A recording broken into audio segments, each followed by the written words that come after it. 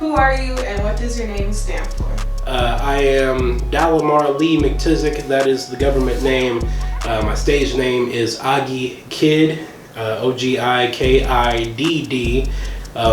Originally, it stood for Of Greatest Intelligence Kid, and before that, it was like Kid Agi, so Kid of Greatest Intelligence. But I felt that was really, really pretentious. I was a college student at the time when I came up with it. And then I later opened up the acronym to be whatever people wanted it to be. So of whatever, or whatever you want to fill in those letters. Right now, I'm kind of dead set on Only Great Icon, and then Kid is also a play on being the GOAT. Where did you grow up? Here in Omaha. I grew up here in Omaha, born and raised. I'm not gonna go into the Will Smith lyric. Like north, south, west? Mostly north, but when I got to high school, I ended up going to Burke. So I kind of had a weird upbringing a little bit. So grew up on 31st Avenue across the street from the post office, and then I went to a private school for 10 years, so preschool to 8th grade. And then high school, 9th grade, I got shipped out to Burke, so that I could have that experience, which turned out to be some bullshit because a lot of shit happened at Burke. Oh, Burke's extra as fuck. A lot of shit happens at Burke. Oh yeah, the security guard that fucked the football team, the mercury in the water system. God. Gang fights all the time. Burke on the Bitches fighting each other over dick. You ever see a pregnant belly get punched in like a speed bag? That shit has stuck with me. I want to see that shit. Okay. You really don't. How did you get into music? What made you say this is what I want to do? I think I've had an affinity for music since I was a kid, but I just didn't explore it much because my main focus was always comic books and graphic design. So I'm doing that on the side now, ironically, even though it was my main dream and what I went to college for. So when I really got into music was around 2010. So that would be my 10th grade, late freshman year, early sophomore year. And that was also around the time that I first started getting into hip hop. So I'm keep something under wraps about my origin, but on the other end, started getting into hip hop, started making beats first, and then I started rapping because my friend Kyrie, who goes by Wrong Boy, kind of influenced me and encouraged me to start writing. At least they'd always freestyle after school and whatever, and then I started writing and eventually started spitting, and I sounded like shit. I sounded terrible when I first started, but you keep studying your contemporaries and the predecessors and all the people that came before you and all that shit, and develop your own style eventually, hopefully. And then what are some of your favorite home cooked meals, foods to eat, places to eat? All right, I'm gonna sound like Naruto Uzanage right now. Ramen and everything in ramen. So I grew up, me and my mom really like cheese on everything. So she'd always put cheese on eggs and ramen. So what you do is you cook the ramen, you break up the packs into 4 pieces and make it easier to, moisturize and, you know what I mean? You break those up, you put them in the water, you put the flavor packets in the water, you let it boil. Well, you're supposed to boil the water first, but once it's boiled, you put all that shit in there, you stir it up until the noodles are nice and juicy, and then you pour out the water, put some butter in it, put some cheese in it, that's that ghetto mac, and then if you want to put any assortments of meats or vegetables or I don't know, maybe you're nasty, you want to experiment with some fruit, I don't know, different cheeses, anything, and it's amazing. Ghetto mac, I highly recommend it. How would you describe your style of music? My style of music, I've come to terms with calling myself alternative hip hop. So what that means to me is you got the boom bap, you got the trap, you got the gangster rap, you got the trip hop, you got all these other subgenres of rapping and hip hop. but like I've never been content with one style. So I grew up predominantly as a metalhead and an EDM nerd and electronica nerd, mostly because of the Mortal Kombat soundtrack and movie soundtracks and stuff like that. I got into trip hop first, then that helped me transition into hip hop, and now I just kind of like, if it's a sound, I'm gonna play with it, but I happen to rap on it. How were you as a kid, like growing up? How would you describe yourself? Boring as shit. I was one of those kids that I had like a couple friends before preschool and during preschool, but I didn't like hang out with all the kids in my class growing up. So I had like one best friend, and then they betrayed me early on over some bitches. And like I learned early on, man, you really can't trust these niggas out here. So I kind of became a little bit of a recluse, and then on top of that, like my family was, I don't want to say they were protective, but like I kind of grew up a sheltered kid, mostly because nobody else was home to like do stuff with me. Technically, I don't know how to ride a bike. And when I say technically, I'm just me. I don't know how to ride a bike. So like I never really went outside much because like my great grandmother would be the one who was home with me most of the time. So as she's getting older, it's harder for her to move or like chase this young ass kid around with all this energy, while my aunts and my mom are out at work or whatever. So I just try to make sure I stay safe and all that shit. I also, as a result of that, growing up around people who are just like 20, 30, 40, 50 years older than me, I grew up as the kid that didn't like other kids. I get that. Yeah. So that was that, and that's kind of held true to this day for the most part. I never want kids. Just dealing with other kids around my same age is just like, wow, you want to do that? That's really stupid. You might break something.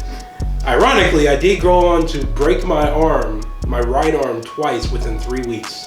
In the exact same way. Fuck, dude. It wasn't even really broken, it was dislocated. So like it healed a little bit over 3 weeks. The pain was it had subsided a little bit, but then I slipped on some mud. So the first time I tripped on a log and like, oh yeah, school's over, get to my aunt's car, trip on a log, snap.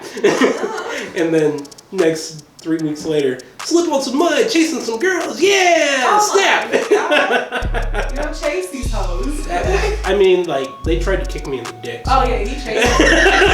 Those ones you chased. There's more reasons to like 8-town stomp the shit out of them as a child.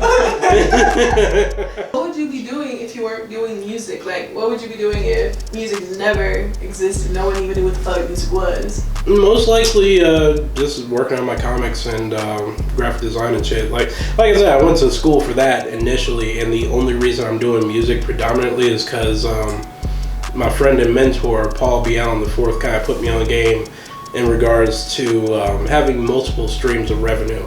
So like you have your job, your day-to-day grind, then you have like your passion, and then you have like your secondary passion. So your day-to-day grind helps fund your secondary passion. Your secondary passion funds the one that you really want to do. Like if you could do absolutely nothing else, it would be, you know, that thing. So that's just drawing and writing stories and shit like that. So I do that on the side now with the expectation of doing it when I retire, or, you know, whenever I'm rich enough to tell everyone to eat a dick. Who are some of your biggest inspirations or idols, regardless of if it's music or not, like just in general, all over? Inspirations and idols. I would say Idea and Lupe Fiasco. They're tied for #1 in my top 5 rappers. Just because of how much they mean to me in regards to when I was getting into hip hop. Specifically because Lupe, I related to a lot of his shit growing up. So one of the main reasons I don't think I got into hip hop until like 2010-ish was because I didn't really relate to a lot of the cats. I'm a weird ass anime nigga. So I'm mostly into like the weirder abstract type shit, the Pharaoh Monks, the Mos Defs, the oddballs in the rap game, the Q-Tips and Pharrells and all them. So Lupe really resonated with me when I was coming up. Same with Idea. He, as a rapper, did things differently than most, not even just mainstream, but also underground rappers. His first album, Idea and DJ Abilities, their first album is called Firstborn, and like the first 3 songs, they're diving into Plato philosophy. And I was like, all right, that's the shit that I want to do. Mark Twain is another one. Mostly because we share a birthday and I like his books. I'll also say my mentor, Paul Beyond IV, he's a dope dude. He's given me a lot of opportunities. So I met him at Metro when I was going to college for a degree in graphic design. Then since then, he's helped me work on like $1 million movies and even like underground movies, and got me the job at Mind and Soul 101.3 FM. So, you know, everything I'm doing now is largely because of him. What are some of your favorite brands or like clothing? Like, what do you like to wear? I don't give a shit. Brands, I've never been that guy to like chase after a label really. Mm-hmm. Even the shit I'm wearing right now is like hand-me-down shit. So if it looks good and I like how I look at it, that's how I dress. Okay, cool. How do you think Omaha has grown with the music industry, either this year or last year? Like, has it gotten bigger? Has it gotten better? I would say it's gotten bigger and better in the time that I've gotten to know it. So being like a sheltered kid, I didn't like know a lot of people, so I didn't know a lot of what was going on until I met Paul, who's ironically from out of town. He's from California, and like he kind of opened up the city to me. So I got in touch with the Make Believe Cats and meeting Keith Rogers and Rick Carson and all them, meeting the cats from both. Shout out to Skylar, Nate, Infinite Loops. As far as it growing, I think we've started to break through the weird kind of barrier that we have in Omaha where everyone overlooks us, mm-hmm. and we've kind of like planted a big ass pole in everyone's way. Because like I was telling you guys before we started, King ISO got signed recently. Screwface John is like becoming a dope Omaha or Lincoln version of KSI. Sky was featured in Out of Omaha, and then the two focuses of that, I think one or both of them are also artists too, and that was picked up by J. Cole and it's featured on Stars now. And I think Omaha in general, just outside of just the music and art scene, is kind of starting to break out of its mm-hmm. shell or break the mold that was forced on us who happen to be born here. Yeah. So like, you know, Blake Crawford is completely undefeated right now, holding on to that title. Even cats who aren't born here are taking notice because they have ties here. So Gabrielle Union's always talking about Omaha because she was born here and then went to college here and, you know, moved away, but, you know, this is her home. Terrace Martin has a connection here because of Curly Martin, is his father. You know, tell him a lot of what he knows about jazz, if not everything. So we're constantly working and bringing people here back and forth and trying to show people, you know, much like Atlanta and New York and LA, like this is the place. Yeah, Chicago, this is the place. Shout outs to Mind and Soul 101.3 FM, lead broadcasting engineer, that is me. Find me on air under the moniker Black Excellence, but don't get it twisted, I'm still Augie Kid. If you need beats, let me know. Just hit me up, ogikidd@gmail.com. If you need features, all that good shit. If you need someone to fart in your face, I don't know. Shout out to my mama, because without her I wouldn't be here. Fuck my dad. You got any pets? Nigga, why would I have a pet? I'm broke as shit.